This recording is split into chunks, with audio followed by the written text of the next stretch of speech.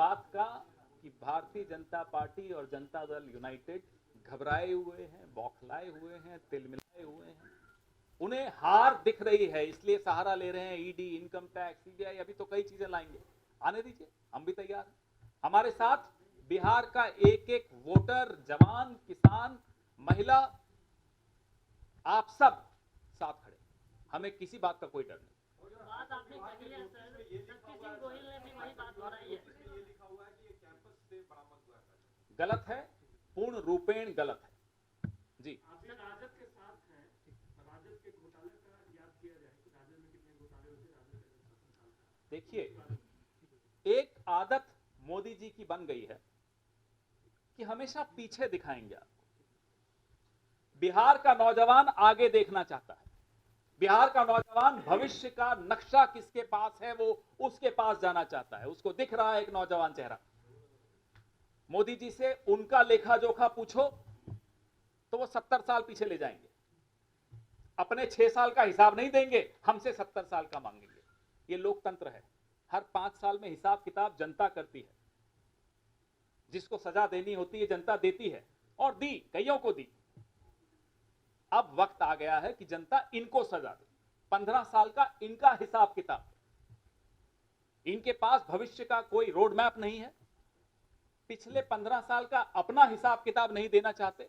कितने अस्पताल बनाए बताइए, कितनी इरिगेशन स्कीम्स लाए बताइए। एक सेंट्रल यूनिवर्सिटी है, कोई और दूसरी बनाई हो तो बताइए। कितने उद्योग स्थापित किए पिछले 15 साल में बताइए, और कितने उद्योग बंद हो गए यह भी बता दीजिए। बिहार में उद्योग से जो रोजगार प्राप्त होता है वो अब घटकर 1.5% हो गया है।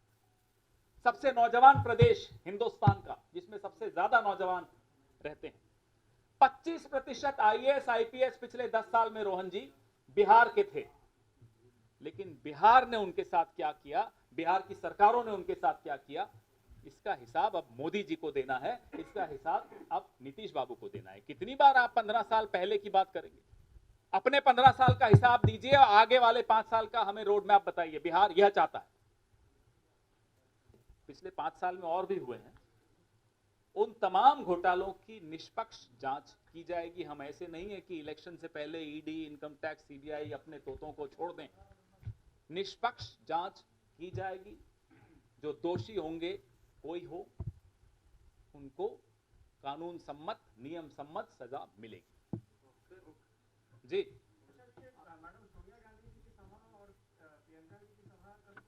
जब जब जो सभा निर्णय जैसा हो जाएगा आपको तुरंत सूचित कर दिया जाएगा।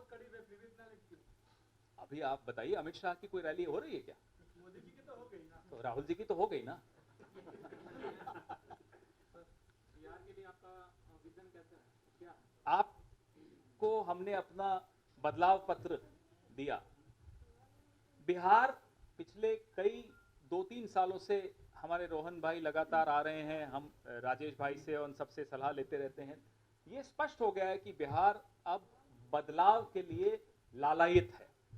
इसलिए हमने अपने मैनिफेस्टो का भी नाम बदलाव पत्र रखा है। विजन उसमें बड़ी स्पष्ट है, और ऐसी विजन है जिसको आप मेजरेबल, जिसको अंग्रेजी में कहते हैं, आप नाप सकते हैं कि अगर इतने साल में ये नहीं हुआ। मैं आपको एक उदाहरण देता हूं, बड़ा आपको रोचक लगेगा। छत्तीसगढ़ में राहुल जी शपथ दिलवाने गए भूपेश बघेल जी को। राहुल जी वहां से शपथ दिला के निकले, उनका हवाई जहाज अभी लैंड भी नहीं किया दिल्ली, तब तक किसानों के ऋण माफी की हस्ताक्षर कर दिए गए। तो कांग्रेस पार्टी हर 10-15 साल में एक जीवंत संगठन का एक निशानी होती है कि हर 10-15 साल में वो अपने आप को नई पीढ़ी के हिसाब से ढाले। कांग्रेस पार्टी बड़ी सफलतापूर्वक अपने आप को नई पीढ़ी के हिसाब से ढालती है। नई पीढ़ी के पास एक स्पष्ट मन में होता है कि जो कहा अगर वो नहीं किया तो आपको सजा मिलेगी। खेड़ा साहब, एक इसी से जुड़ा एक सवाल, क्या बिहार कांग्रेस में भी नई पीढ़ी को बढ़ाएंगे? बढ़ रही है, आपको सरेआम सामने दिख रहा होगा। अभी तो बुजुर्गों की पार्टी बनी हुई है। देखिए, हम ऐसे नहीं है कि मार्गदर्शक मंडल बना दिया और उसकी एक भी बैठक नहीं बुलाई। बताइए अडवाणी जी को कितनी बैठक में बुलाया। हम अपने बुजुर्गों से आशीर्वाद भी लेना जानते हैं, उनसे सीखना भी समझते हैं कि हमें उनसे सीखना जरूरी है। हमारे यहाँ एक परंपरा है हिंदुस्तान की, सुबह भी बुजुर्गों के का शासनकाल एक के बाद एक घोटालों के लिए याद रखा जाएगा। आपको तो याद है 55 घोटाले तो नरेंद्र मोदी जी 5 साल पहले नीतीश बाबू के खिलाफ दोहरा कर गए। आज भूल गए सृजन घोटाला, भूल गए टॉपर घोटाला, भूल गए शौचालय घोटाला, भूल गए नल जल घोटाला, भूल गए 7 निश्चय घोटाला और भूल गए पेपर लीक घोटाला। अभी तो और कई लंबी फेरहिस्त है, आने वाले दिनों में और कई घोटाले हम आपके सामने उजागर करेंगे। ये तो वो हैं जो आप लोगों ने उजागर किए। और बीपीएससी घोटाले कुछ ऐसा बड़े घोटाले हैं ये तमाम, जिनके कुप्रभाव से हर बिहार वासी किसी न किसी तरह से प्रभावित हुआ, प्रताड़ित हुआ, परेशान हुआ। हास्यास्पद कहिए, संवेदनहीन कहिए या आत्ममुग्धता से चूर कहिए, लेकिन आज मोदी जी ने कहा कि उनकी सरकार ने दलितों के उद्धार के लिए काम किए। ज्यादा दूर नहीं उत्तर प्रदेश, हाथरस की बात कोई ज्यादा पुरानी भी नहीं हुई। पड़ोसी राज्य को छोड़िए, यहीं इसी राज्य में आपने कई खबरें कई बार उजागर की। उस दलित बेटी को न्याय देना तो दूर, मोदी जी की यूपी सरकार उस बेटी के न्याय में बाधा बनकर खड़ी है। सरेआम बलात्कारियों के साथ खड़ी हुई दिखाई देती, उनके बचाव में खड़ी हुई दिखाई देती।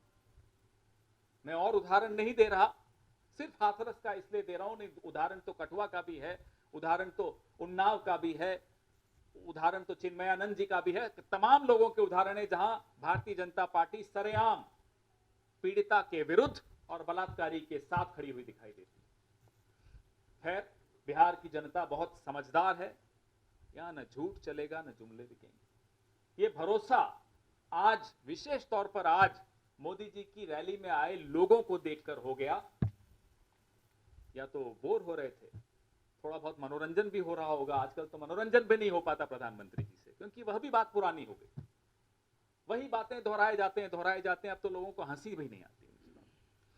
वैक्सीन से बिहार का वोट खरीदने आ गए, ऐसा दुस्साहस करने वाले लोगों को बिहार के स्वाभिमान का शायद अनुमान नहीं है। ये वो लोग हैं जिन्होंने प्रवासी भारतीय, जो बिहार के प्रवासी मजदूर थे, उनकी रेल टिकट तो ब्लैक में बेच दी, वैक्सीन फ्री में देने आ गए और सोच रहे हैं हम विश्वास करेंगे इनकी बातों पर। एक तरह से धमका रहे हैं बिहार के वोटर को कि अगर हमें वोट दिया तो आपकी जान बचाने के लिए वैक्सीन आपको दी जाएगी और नहीं दिया तो नहीं दी जाएगी। ये तो धमकी पहली बार सुनी। इस देश में पोलियो मुक्त अभियान चला था, सफलतापूर्वक चला था। यूनिवर्सल इम्यूनाइजेशन प्रोग्राम चला था, सफलतापूर्वक चला था। किसी सरकार ने ये जरूरत नहीं की, ये हिम्मत नहीं की कि आप अगर मुझे वोट देते हैं तो मैं आपको वैक्सीन फ्री में दूंगा, नहीं तो नहीं दूंगा। पूरा विश्व अचंभित हुआ ये बात सुनकर। आज उस बात की भी माफी मांगनी चाहिए थी, लेकिन मोदी जी को अब जनता माफ नहीं करेगी। ये बात मोदी जी भी जानते हैं, नीतीश बाबू भी जानते हैं। आज आपने बड़ा एक रोचक बात देखी होगी। अभी हम रास्ते में चर्चा कर रहे थे, पीछे बड़ा सा पोस्टर था, बैकड्रॉप था मोदी जी की रैली में। न तो जीतन राम मांझी की फोटो, न साहनी जी की फोटो। एनडीए से शिवसेना गायब हुई, एनडीए से अकाली दल गायब हुआ, एनडीए से एलजेपी गायब हुआ, एनडीए से कल वो गोरखा पार्टी गायब हुई।